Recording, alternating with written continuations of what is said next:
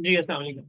अच्छा, बहुत सारे लोगों का एक क्वेश्चन आ रहा होता है गेटेड और अनगेटेड प्रोडक्ट्स के बारे में कि सब वो कहते हैं कि अमेजोन समटाइम हमारी प्रोडक्ट अनगेट करते हुए इनवॉइस तो एक्सेप्ट कर लेता है कि हम अगर कोई प्रोडक्ट लिस्ट करना चाह रहे हैं, उसको अनगेट करवाना चाह रहे हैं, तो उस टाइम तो अमेजोन इनवॉइस एक्सेप्ट कर लेता है। लेकिन बाद में एक बहुत बड़ा इशू ये आता है कि अमेजोन बाद में हमारी उस लिस्टिंग को डीएक्टिवेट कर देता है या हमसे इनवॉइस वगैरह मांगता है। और जब हम सेम इनवॉइस देते हैं तो अमेजोन उस इनवॉइस को एक्सेप्ट नहीं करता। अब देखें, एक चीज माइंड में रखें कि जो अनगेट करने के लिए जो इनवॉइस यूज होती है उसमें अमेजोन का क्राइटेरिया एक ही है। ठीक है, क्या उसमें सेलर की इंफॉर्मेशन आपकी यानी आपके अकाउंट की इंफॉर्मेशन हो, उसमें नाम हो, आपका एक कंपनी का नाम हो, एड्रेस वगैरह हो, और उस पे सप्लायर जो भी आपका डिस्ट्रीब्यूटर है, ब्रांड है, उसका नाम लिखा हुआ हो और उसका एड्रेस वगैरह वहां पे मेंशन हो। ठीक है, और फोन नंबर वगैरह। अब होता क्या है कि सम टाइम अमेजोन का देखें अनगेट करने का क्राइटेरिया टोटली ये है। ठीक है, कि आपने कम से कम 10 यूनिट्स या किसी प्रोडक्ट पे अब 100 यूनिट अमेजोन ने कर लिए कि आपकी इतनी परचेज इनवॉइस बनी हुई हो। और उसके अलावा सेकंड थिंग, अमेजोन ये आपसे डिमांड कर रहा होता है कि वो 180 डेज से पुरानी इनवॉइस ना हो, एक्सेट्रा। ये कुछ बेसिक बातें होती हैं प्रोडक्ट को अनगेट करने के लिए। अब प्रोडक्ट अनगेट तो हो जाती है इस इनवॉइस से, लेकिन होता ये है कि सम टाइम कुछ ऐसी प्रोडक्ट्स होती हैं या कुछ ऐसे सप्लायर्स होते हैं जो ऑथेंटिक नहीं होते। ठीक है, आपकी प्रोडक्ट पे ऑथेंटिसिटी की कंप्लेन आ जाती है या ब्रांड आईपी वायलेशन भेज देता है।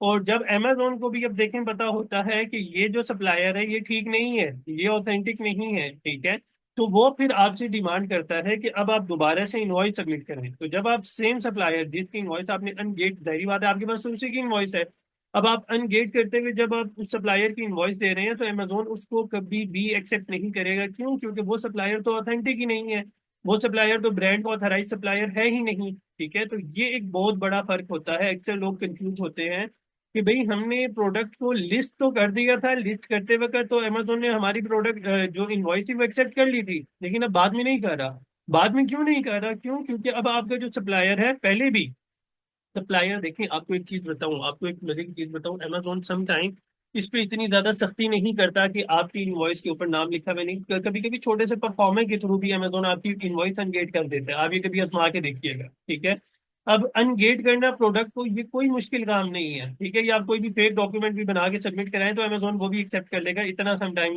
अमेजोन ने हाथ खोला रखा हुआ होता है इस चीज में। लेकिन ज्यादातर लोग फंसते कहाँ पे हैं, जब उस प्रोडक्ट को आप सेल करना शुरू करते हैं 1-2 महीने बाद अमेजोन फिर आपसे डिमांड कर लेता है कि भाई अब आप इनवॉइस लेकर आओ कि आपने ये प्रोडक्ट ली कहाँ से थी। आप कहते हैं कि हमने फलाने सप्लायर से ली थी। अमेजोन इनवॉइस मांगेगा, इनवॉइस वगैरह आपकी रिजेक्ट कर देगा और आपका अकाउंट कर देगा डीएक्टिवेट। अब होता क्या है, अब मेन रीजन आपको पहले भी बता चुका हूँ कि वो सप्लायर या वो जो भी आपका डिस्ट्रीब्यूटर है वो ऑथेंटिक नहीं होता, वो ब्रांड को ऑथराइज नहीं होता। ठीक है, जिसकी वजह से अमेजोन क्या करता है, आपकी जो भी लिस्टिंग है उसको डीएक्टिवेट कर देता है, आपके अकाउंट को डीएक्टिवेट कर देता है। तो ये एक मेन रीजन बनता है आपकी अकाउंट डीएक्टिवेशन का। ठीक है, तो हमेशा से याद रखा करें, प्रोडक्ट को अनगेट करने के लिए भी बेशक आप इनवॉइस जो मर्जी यूज करें, वो इतना मैटर नहीं करता, लेकिन कोशिश किया करें कि आपके पास आपका जो डिस्ट्रीब्यूटर है, आपका सप्लायर जो भी होलसेलर है, डिस्ट्रीब्यूटर है, वो ऑथेंटिक होना चाहिए। ठीक है, वो ऑथराइज्ड होना चाहिए ब्रांड का। उसका मैं तरीका आपको पहले कई बार बता चुका हूँ कि उसका क्या तरीका है, कि बेशक कोई ऑथेंटिक डिस्ट्रीब्यूटर है, ऑथराइज डिस्ट्रीब्यूटर है, तो आपने काम क्या करना है, आपने उसके ब्रांड को कॉल करनी है। आपने ब्रांड को कॉल करने के बाद कंफर्म करना है कि आप अमेजोन पे रीसेल करना अलाउ कर रहे हैं कि नहीं कर रहे।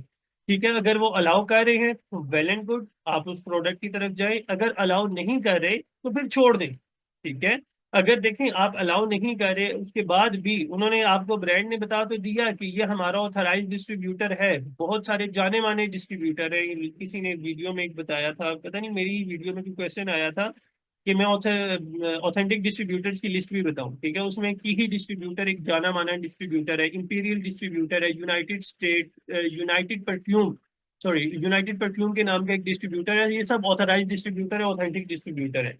तो अब होता क्या है, इन डिस्ट्रीब्यूटर ये 110% ऑथेंटिक है। आप इनसे अगर कॉल करके पूछेंगे कि आप ब्रांड को कॉल करें और ब्रांड से पूछें कि आपका ये ऑथराइज डिस्ट्रीब्यूटर है कि नहीं, तो ब्रांड कहेगा 110% हमारा ये ऑथराइज डिस्ट्रीब्यूटर है, ऑथेंटिक डिस्ट्रीब्यूटर है, लेकिन हम अमेजोन पे सेल करना अलाउ नहीं कर रहे। अब होता क्या है, जब वो ब्रांड अमेजोन पे सेल करना अलाउ नहीं कर रहा होता, तो आप उस ऑथेंटिक डिस्ट्रीब्यूटर से बेशक लेके सेल करते हैं तो भी ब्रांड की आईपी वायलेशन आ सकती है आपकी लिस्टिंग में। ठीक है, तो हमेशा एक चीज का ख्याल रखा करें कि आप किसी भी प्रोडक्ट को लिस्ट कर रहे हैं, लिस्ट करते वक्त कोशिश किया करें कि ब्रांड की तरफ से वो लिस्ट, वो प्रोडक्ट जो है ना वो Amazon पे सेल करना अलाउ कर रहा हो। ठीक है, अगर नहीं करेगा तो आपके खिलाफ आईपी वायलेशन आ सकती है। आई होप तो आप लोगों को समझ आ गई होगी। इसी के साथ साथ आज मैंने आपको ना जो हमारे ऑथेंटिक डिस्ट्रीब्यूटर से, ऑथराइज डिस्ट्रीब्यूटर थे, उनका नाम भी बता दिया। और यार बेशुमार है, ठीक है, $7 है, जेम्स ब्यूटी है, मतलब आए रोज मुझे कोई ना कोई ब्रांड अपने डिस्ट्रीब्यूटर से बता रहा होता है, और बहुत अच्छे अच्छे डिस्ट्रीब्यूटर्स हैं। आप उनसे जाएं, उनसे प्रोडक्ट परचेज करें और आराम से उनसे आप काम कर सकते हैं। ठीक है, आई होप सो आप लोगों को समझ आ गई होगी। इंशाल्लाह आप लोगों का जो भी टॉपिक है नेक्स्ट वीडियो के रिलेटेड तो मुझे बता दीजिएगा, मेरी पूरी कोशिश होगी कि मैं उस पर भी वीडियो बना लूँ। Thank you so much, Allah Hafiz.